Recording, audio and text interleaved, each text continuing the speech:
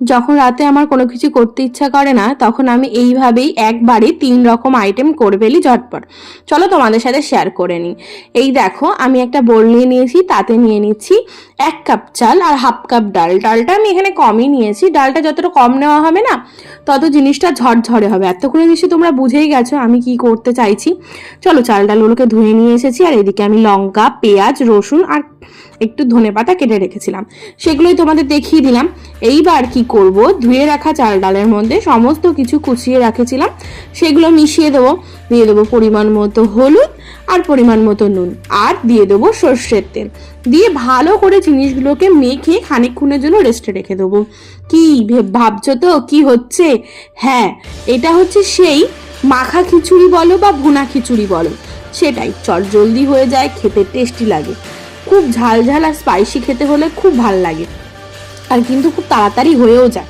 এদিকে আমি কড়াই গরম করে তেল দিয়ে তাতে শুকনো লঙ্কা আর জিরে সামান্য ফোড়ন দিয়ে নিয়েছি। এইবার ম্যারিনেট করা চাল ডাল আর পেঁয়াজ সমস্ত কিছুর মিশ্রণটা ভালো করে কড়াইয়ে একটু নেড়ে নেবো। আর কিন্তু এখানে যে পরিমাণ চাল ডাল ব্যবহার করেছি তার অধিক পরিমাণ, মানে ডাবল পরিমাণের জলটা এখানে ব্যবহার করতে হবে, তাহলে কিন্তু জিনিসটা ভালো হবে, ঝরঝরে হবে। জলের পরিমাণটা কিন্তু খুব সুন্দর করে মাপ করে না দিলে কিন্তু জিনিসটা খেতে কিন্তু ঝরঝরে হবে না, আর খেতেও ভালো হবে না। এদিকে আমি একটা বাটির মধ্যে 3 কাপ কি 3.5 কাপ মতো 3.5 কাপ মতো জল, গরম জল বসিয়ে দিয়েছি।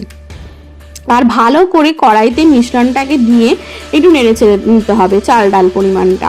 যখনই দেখবো যে ভাজা ভাজা মতো একটু হয়ে গেছে, তখনই আমরা এতে গরম জলটা অ্যাড করে ঢাকা দিয়ে হতে দেবো। কি এইবার ভাবছো তো এটা হলো একরকম, আর বাদ বাকি 2 রকম কোথা থেকে আসবে? হ্যাঁ, এই দেখো, এইভাবে আলু কেটে ধুয়ে নিয়েছিলাম, আর দিয়ে দিলাম তার সাথে 2টো ডিম সেদ্ধ। ব্যাস, ডিম সেদ্ধ, আলু মাখা আর ঝরঝরে খিচুড়ি। আর কি চাই? যা মাখা খিচুড়িও বলতে পারো, হাতে মাখা খিচুড়ি।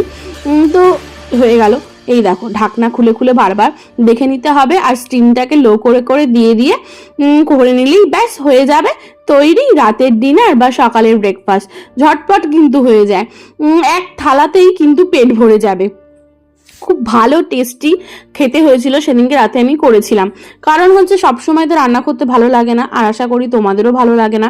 তাই যেসব বাচ্চারা হস্টেলে থাকে বা মেসে থাকে, যারা কলেজে পড়াশোনা করে, তারাও কিন্তু এই রেসিপিটা একবার ট্রাই করে দেখতে পারো। আর যারা রাত্রিবেলা মনে করছো আমার মতো যে আলসেমি লাগছে, একদিন কিন্তু ট্রাই করে নেওয়া যায় কি হাতে মাখা খিচুড়ি। তো বাড়িতে একবার ঝটপট করে করে ফেলো, করে কিন্তু আমাকে জানিও কেমন লাগলো। আশা করি তোমাদের খুব ভালো লাগবে। তো